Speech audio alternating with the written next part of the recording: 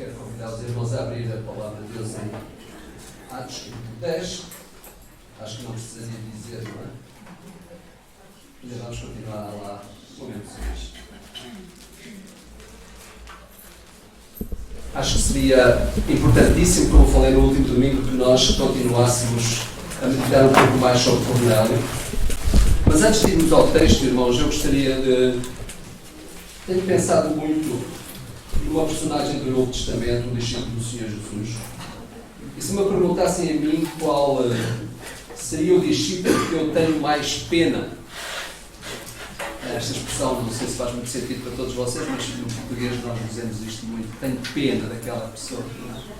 Isto é, às vezes associamos com aquilo que são os momentos que algumas pessoas passam e dizemos tenho pena daquela pessoa pela circunstância em que ela se encontra. E talvez vocês tenham algum personagem do Novo Testamento de quem vocês tenham pena. A personagem do Novo Testamento de quem eu tenho pena é de Tomé. Tenho muita pena de Tomé, sinceramente. Eu acho que ele passou uma semana muito complicada, com uma grande dor de barriga, aquela semana que ele passou. Porque sabem porquê? Porque o Senhor Jesus ressuscitou e Tomé não estava naquele encontro em que Jesus apareceu pela primeira vez aos seus discípulos. E quando terminou o culto, Tomé encontrou-se com os outros discípulos que estavam lá, eles foram ter com eles, encontramos o Mestre esteve no nosso meio.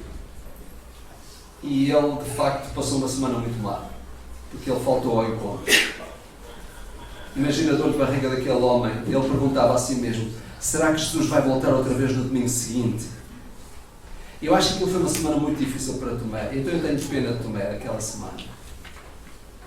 Às vezes nós não temos percepção do que significa faltar num encontro. Nós preparamos muito, por exemplo, para ir a uma entrevista de emprego.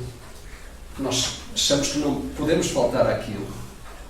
É fundamental porque nesse encontro nós vamos provavelmente ter a oportunidade da nossa vida.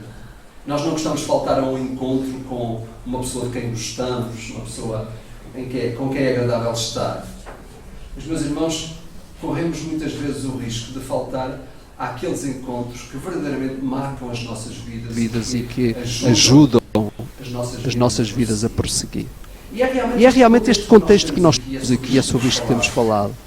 Semana para semana, domingo para domingo, eu estou cada vez mais convicto quando na minha própria vida. Ao falar sobre isto, os irmãos são capazes de pensar: o pastor deve estar a atravessar alguma crise espiritual. Não é isso, fiquem tranquilos. Mas esta convicção aumenta dentro de mim.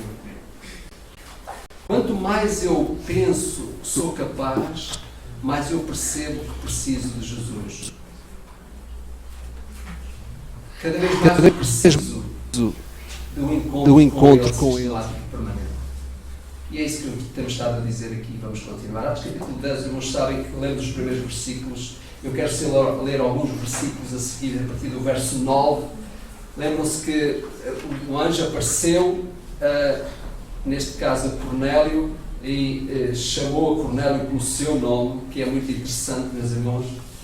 Um anjo chamado pelo nome da própria pessoa, significando que realmente Deus estava bem sintonizado com aquilo que era o dilema ou a dificuldade de Cornélio. E, de facto, o texto de hoje coloca-nos na presença de um homem chamado Cornélio, que era romano, tinha vindo para a Palestina, enviado pelo governo de Roma, tinha compromissos sérios, ele tinha que impor a lei, impor a ordem ali na Palestina, defender os interesses romanos. Mas, meus irmãos, é impressionante a maneira como Lucas descreve este homem. Um homem que verdadeiramente tinha marcas de alguém que amava a Deus, se interessava por Deus. E isso está no verso que nós lemos, logo nos primeiros versículos, verso 2. Piedoso e temente a Deus com toda a sua casa, e que fazia muitas esmolas ao povo, e de contínuo orava a Deus.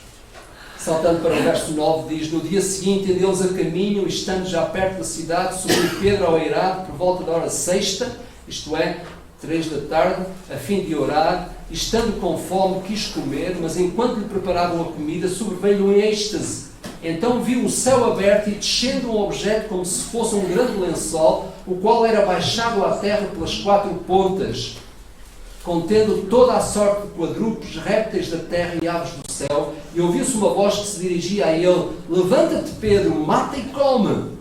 Mas Pedro replicou: de modo nenhum, Senhor, porque jamais comi coisa alguma comum e imunda. Segunda vez a voz lhe falou: ao que Deus purificou, não consideres comum. Sucedeu isto por 3 vezes e logo aquele objeto foi recolhido ao céu.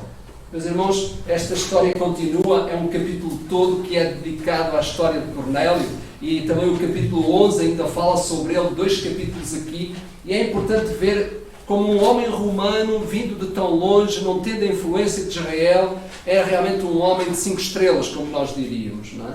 Ele era uma pessoa carregada de um alto índice de temor a Deus, temor divino, e com uma prática de intimidade realmente invejável.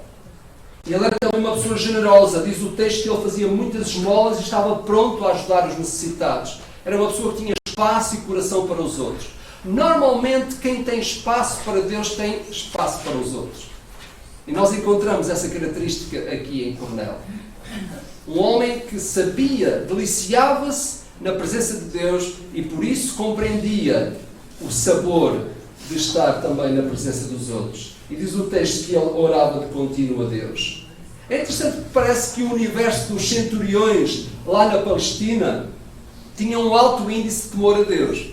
Curiosamente, nós encontramos uma outra história em Lucas, capítulo 7, que nos conta a história de um outro centurião, recordam-se, que um dia teve um dos seus servos doente e pediu a Jesus, mandou alguém a Jesus para que Jesus desse uma ordem a fim de que o seu servo fosse curado. É curioso que Jesus ia a caminho e a certa altura, não é? Ele próprio mandou uma segunda comitiva a dizer a Jesus: Jesus, nem sequer mereço que entres em minha casa, dá apenas uma ordem e o meu servo será curado. Jesus termina aquele acontecimento, aquele encontro, dizendo: nunca em Israel se encontrou tanta fé. Às vezes nós achamos que nós é que somos as pessoas que vivemos um cristianismo realmente forte. Esquecemos que ao nosso lado pode haver alguém que está a viver um cristianismo melhor que o nosso. E olhamos para estes 2 centuriões e pensamos, sendo romanos, estando debaixo do jugo daquilo que era a influência de Roma e a obrigação que eles tinham em realmente ter funções específicas, mas nós encontramos aqui a história de 2 centuriões que mostravam que realmente Deus tinha espaço nas suas próprias vidas, pessoas que se encontravam com Deus muitas vezes. Por isso, meus irmãos, vale a pena nós projetarmos o exercício da nossa fé na pessoa de Jesus e não no outro. Porque corremos o risco de haver alguém mais ao nosso lado, perto de nós, que está a viver um cristianismo melhor que o nosso. Por isso precisamos da referência maior. Precisamos de Jesus. Então, este Cornélio, se ele estivesse entre nós hoje, ele certamente teria um lugar preferencial nas comunidades espirituais. Eu acho que ele seria facilmente chamado a ocupar a liderança de uma organização cristã. Eu acho que ele até podia ser aceito em algumas igrejas sem declaração de fé. Ele de facto era temente, tinha uma prática de disciplina cristã que era invejável, dava os seus dízimos e não deviam ser nada curtos, não é? Atendendo às funções que tinha, etc, etc, etc. E ele até fazia outra coisa. Ele não faltava com um culto doméstico em sua própria casa, com a família. No fundo, nós perguntamos, perante um homem assim, o que é que faltava a Cornélio? Faltava-lhe aquilo que faltava aos outros. Faltava-lhe um encontro pessoal com Cristo. De facto, meus irmãos, é isto que nós estamos a dizer. Não importa o exercício, o alto índice da fé que tu achas que tens. Importa que tu te rodeies da pessoa que, na verdade, faz com que tu sejas quem és. E essa pessoa é a pessoa do Senhor Jesus Cristo. Apesar de toda essa bagagem espiritual que este homem mostrava, ele precisava de um Deus pessoal. Pela graça e misericórdia de Deus, isso tem acontecido em muitas outras pessoas. Cornélio teve este encontro com Jesus na sua própria casa. quando o Espírito Santo concebeu um plano para que Cornélio e toda a sua família fossem salvos. E é interessante porque este é o enredo que aparece aqui em Atos 10. Lemos mais um trecho. Ao mesmo tempo, quando Deus queria vir ao encontro de Cornélio, Ele utilizou pessoas, e a história é muito interessante. Utilizou, neste caso Pedro, que estava lá numa outra cidade, cerca de 50 km de distância, e a quem o Senhor utilizou para chamar Pedro para vir e anunciar. Nós temos conversado muito disto ao longo dos últimos domingos, meus irmãos, mas eu insisto nisto. E a verdade é esta. O Evangelho pede de nós sucessivos encontros com Cristo. Eu pergunto, qual foi a última vez que tu tiveste um encontro significativo com Jesus? Quando leio estes textos, é essa a pergunta que me vem. Talvez tu tenhas encontrado com o Salvador Jesus há uns anos atrás, mas não voltaste a ter nenhum mais encontro que marcasse a tua história. Talvez até tu já tenhas encontrado com o Salvador Jesus, mas talvez ainda não tenhas encontrado com o Mestre Jesus, aquele que na verdade influencia a tua vida, o teu comportamento, as tuas atitudes, aquele que na verdade através dos seus ensinamentos faz com que a nossa história pareça a história dele.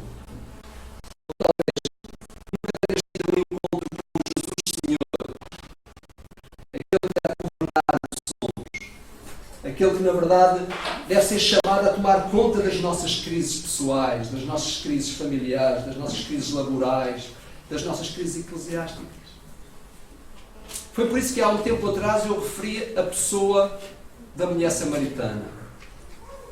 Que muitos olham para ela e, devido àquilo que pensam acerca da sua própria vida, não lhe dão muito valor. Mas uma mulher com uma abertura de alma impressionante. Numa só conversa, ela conseguiu ver Jesus como o Jesus Mestre, o Jesus Salvador, e por fim termina dizendo: Tu és o Cristo. Que coisa! Às vezes nós andamos anos e anos a entender de Jesus aquilo que devíamos entender e não chegamos lá. E há pessoas com uma abertura de alma que conseguem entender rápido, mas sem encontros isto não acontece. E verdadeiramente, meus irmãos, quando olhamos para o texto que está diante de nós, eu quero trazer algumas considerações a respeito de Cornélio. Achei que valia a pena ficar mais tempo pensando em Cornélio. E nós encontramos, de facto, algumas evidências aqui. Em primeiro lugar, no verso 2, nós encontramos alguma coisa que, na verdade, nos faz pensar. Se os irmãos olharem no verso 2, diz que ele era piedoso e temente a Deus com toda a sua casa e que fazia muitas esmolas ao povo e de contínuo orava a Deus, e esquecemos que ele não fazia só isto, mas parece que era só isto que ele fazia. Mas a verdade é que ele era centurião romano e tinha 100 homens para cuidar. Então o que me faz perceber, meus irmãos, é este tópico que aqui temos. É que em Cornélio nós encontramos um equilíbrio entre a devoção pessoal e a atividade profissional. Ela é possível. Ela é possível. Temos falado disto algumas vezes, meus irmãos. E eu pergunto a mim mesmo, quem é que normalmente fica a perder quando a nossa agenda está sobrecarregada ou quando estamos demasiado cansados? Deus ou o patrão? Pergunto a mim mesmo, o exercício da fé não tem que perder. Apesar de acreditar que, nas palavras que o Senhor Jesus nos disse, quando Ele disse, busquem o reino primeiro e tudo há de ser acrescentado, nós invertemos com muita facilidade esta ordem. De facto, a afirmação de Jesus, dá-lhe a César o que é de César e a Deus o que é de Deus, encaixa-se muito bem neste contexto. Porquê? Porque Jesus dizia às pessoas do seu tempo que ninguém deve ficar a perder no plano das responsabilidades e dos relacionamentos. Ninguém. Mas normalmente, quando temos dificuldade ou por patrão ou por Deus, normalmente é Deus que fica a perder. Nós marcamos encontros de muitas formas. Nós estamos sistematicamente a empenhar-nos naquilo que é a nossa própria responsabilidade e as nossas tarefas. Sabem, eu acho que a maioria dos cristãos não tem tempo para Deus no emaranhado dos nossos dias. Eu acho que os encontros significativos com Cristo fogem da agenda ocupadíssima que nós temos enquanto seus filhos. É o que eu acho. Se calhar o problema é só meu, não é vosso também. Deixa-me fazer uma pergunta.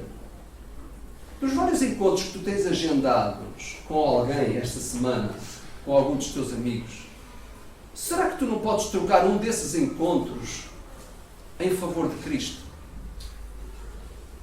O que eu estou a dizer é uma coisa muito simples.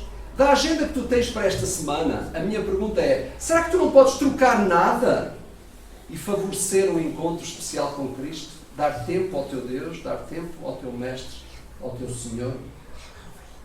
Enquanto pensava nisto, eu voltei ao relato da criação e pensei que nós fomos criados para ter comunhão com o nosso Deus, Criador. Na verdade, foi Deus que nos partilhou com os outros. Foi Deus que permitiu que a nossa vida fosse partilhada com outros. Mas nós exageramos, esquecemos dele. Na verdade, foi Deus que tomou a iniciativa de nos levar a outros. Mas nós, às vezes, estamos muito tempo com os outros e pouco tempo com o Criador. Recordam-se que no Éden, Adão e Eva foram os primeiros a faltar ao encontro que Deus estabelecia com eles. Eu gosto muito das palavras de Davi quando ele diz: assim como o veado anseia pelas águas vivas, assim a minha alma anseia por ti, ó Deus. Enquanto andarmos demasiado satisfeitos connosco próprios, nós não sentimos necessidade de Deus. Porque estamos demasiado encharcados de nós mesmos. Estamos sistematicamente olhando para nós próprios.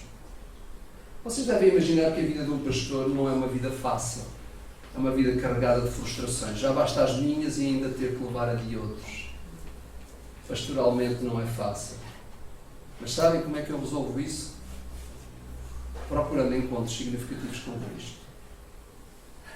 Não encontro outra forma de o fazer. E a minha vida não é diferente da vossa.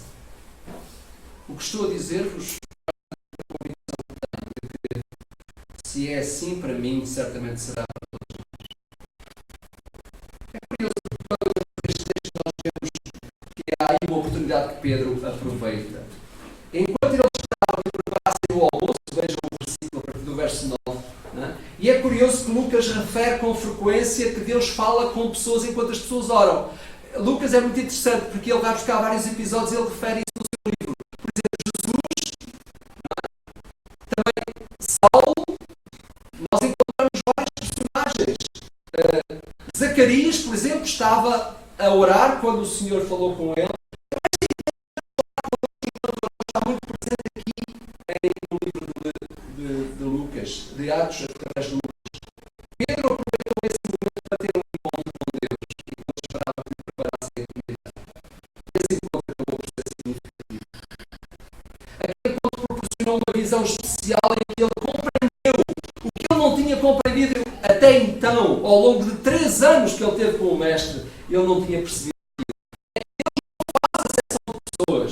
O Evangelho é dirigido a todos. Foi preciso um momento de fome para que Deus mostrasse a Pedro a fartura da sua misericórdia por todas as pessoas. Há algo que passa despercebido neste texto que mostra a grandeza de Deus a favor da humanidade. Quando nós mergulhamos no texto, nós percebemos que este capítulo 8, 9 e 10, Lucas compreende-o bem e ele passa isso para nós. Lucas teve a intenção de mostrar o cumprimento da promessa que Deus fez a Noé. Depois do dilúvio, Deus fez uma promessa a Noé e disse que os seus filhos, sem quem já fé, haveriam de herdar a terra. E meus irmãos, reparem que no capítulo 8 fala do Etíope, que ele é da linhagem de Cã. No capítulo 9 fala de Saulo, que é da linhagem de Sam. E no capítulo 10 fala de Cornélio, que é da posteridade da fé. Interessante. Perguntamos por que Lucas encaixa estes encontros com Cristo aqui, entre 8, 9 e 10, e continua a narrativa da igreja. É porque há uma promessa aqui que está subjacente. Deus tinha prometido que ele daria a Noé e aos seus descendentes a terra de novo. E, meus irmãos, aqui temos nós. uma igreja a florescer e Deus a que o Evangelho é para todos, sem exceção. Que coisa impressionante. Eu não posso fugir da realidade que eu tenho, da necessidade de Cristo. Seja eu quem for, esteja eu onde estiver, venha eu de onde vier, eu preciso desse encontro. Seja eu a linhagem de quem ou da fé. Todos nós precisamos deste Salvador. Lucas teve esta intenção de, no seu manuscrito, deixar o cumprimento da promessa que tinha sido feita a Noé, enxertando o valor dessa promessa na igreja do Senhor Jesus Cristo que estava a nascer. Por vezes, são momentos bem que Deus revela coisas poderosas para as nossas vidas. Em momentos em que as nossas necessidades físicas nos oprimem, ou mesmo quando a alma está faminta, é nesses momentos que Deus se revela a nós. Pedro, no meio do momento de fome, ele compreende uma verdade que ele não tinha compreendido nos dias de fartura. E por isso, a segunda coisa que está aqui é que toda a família de Cornélio foi salva por causa da devoção de um só homem. Reparem, a sua devoção contagiou os membros da sua própria família. Há um pormenor interessante aqui no texto que diz que Cornélio enviou a Jope para encontrar-se com Pedro, um soldado piedoso dos que estavam ao seu serviço. Curiosamente, não sabemos bem quem influenciou quem, mas a verdade é que Cornélio teve um cuidado de enviar um homem piedoso. Um homem que provavelmente teria a mesma regra de vida. Alguém que na verdade amava a Deus também. Nós sabemos, meus irmãos, que a grande verdade é esta. Quando nós existimos, nós não devemos criar encontros apenas para nós. Nós precisamos de criar encontros também para outros. A devoção a Deus cria surtos de contágio. E de facto, meus irmãos, é isso que aconteceu. Todas as pessoas desta mesma família foram expostas aos efeitos do Evangelho. Quando eu tenho um encontro significativo com Cristo, isso não significa só para mim, significa para muitas outras pessoas a quem eu posso influenciar. Outra coisa que a palavra de Deus diz é que realmente desistir do exercício de fé não faz sentido, pois toda a procura de Deus cria memória na memória de Deus. E eu acho muito interessante aqui. Diz o texto que as tuas orações e as tuas esmolas subiram para a memória diante de Deus. O texto diz que Deus acumulou em memória toda a dedicação que Cornélio lhe dava e os pedidos que lhe fazia. As nossas orações e os nossos atos de misericórdia não são suficientes para o preço que a salvação precisa, mas eles respondem àquilo que são as necessidades da nossa própria alma. Se é verdade que as nossas obras não são suficientes para alcançarmos a salvação, por causa do preço alto que essa salvação tem, é verdade que as obras servem para caracterizar aquelas pessoas que são portadoras da salvação que Cristo trouxe à nossa vida. Os atos de misericórdia, os atos de devoção são necessários não antes do encontro com Cristo, mas depois do primeiro encontro com Cristo. Com a salvação, os crentes ficam equipados para servir, para agradar a Deus, revestidos de uma nova natureza. Por isso que Paulo diz que nós fomos preparados, fomos salvos para de antemão preparar-nos para as boas obras e para que andássemos nelas. A palavra de Deus fala de um presente que se recebe no decorrer da vida, a salvação, mas fala também de um prémio que nós alcançaremos no final da vida. Este quadro que aqui está mostra a salvação é um presente, mas o galardão, meus irmãos, é um prémio. E a Bíblia fala dele de 5 formas, através das coroas. Um dia devemos falar mais sobre isto. Às vezes nós vivemos vidas confortáveis, sabendo que somos portadores da salvação, mas esquecemos que há um galardão a ser alcançado. Há um prémio a ser conseguido na eternidade. Ele não tem nada a ver com o primeiro encontro. Ele não tem nada a ver com a necessidade que eu tenho de salvação. Mas esse galardão é o sinal evidente de que eu me considero pessoa salva. E por isso, tudo o que eu faço em função do meu Senhor.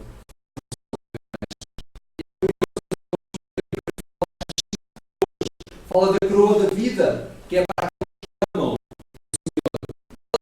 a justiça, que é para aqueles que amam e esperam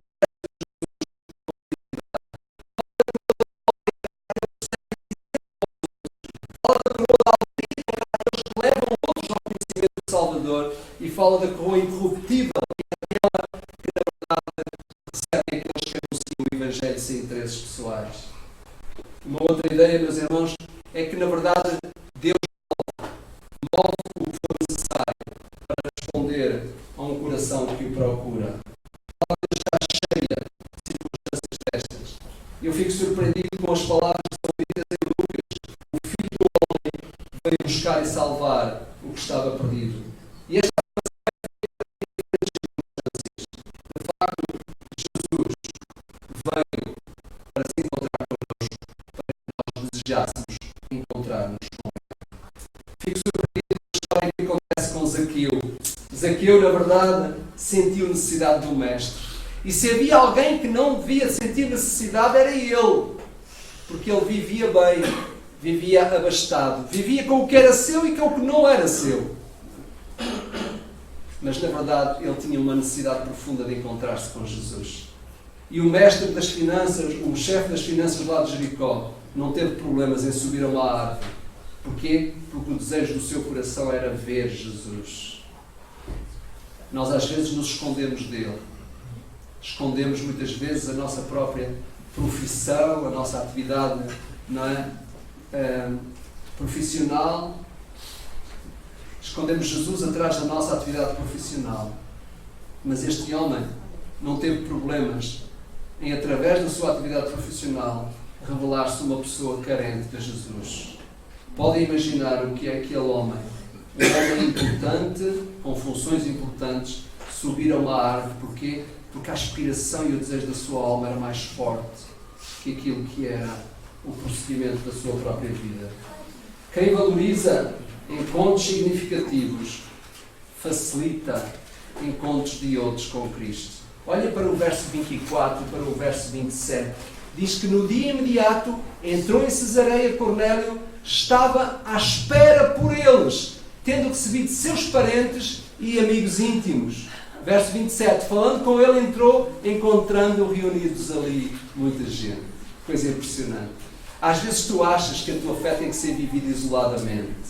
Então, nesse caso, por favor, vai para um sítio isolado, volta outra vez ao tempo dos mosteiros e fica por lá. Porque este mundo não é o lugar certo para viver uma fé sozinho. De facto, quem tem encontros significativos com Cristo faz com que outros os tenham também.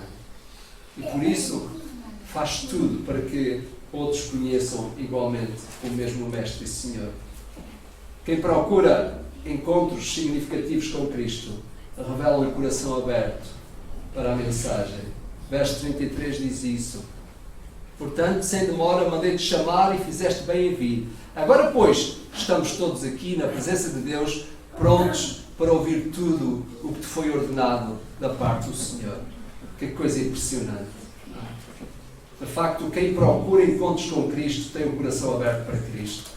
Tem o coração aberto para a mensagem. Tem o coração aberto para obedecer, para responder. Jesus disse estas palavras. Não precisam de médicos sãos, mas são doentes.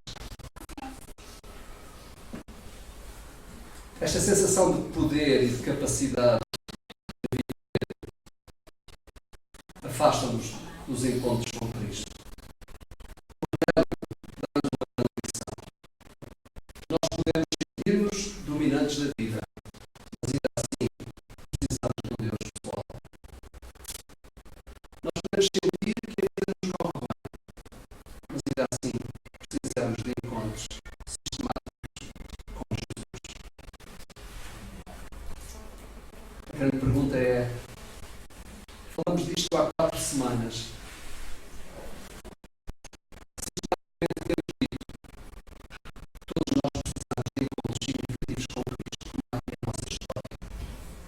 E a minha pergunta é: tens dado importância a isso? A tua a tua própria fé, domingo a domingo, a pergunta é: tens encontros significativos com Cristo que marquem a tua história? Eu pergunto para pessoas como estas de quem temos falado, pessoas que amavam a Deus, mas elas precisavam de encontros com Cristo. E esta não é a história diferente para nós.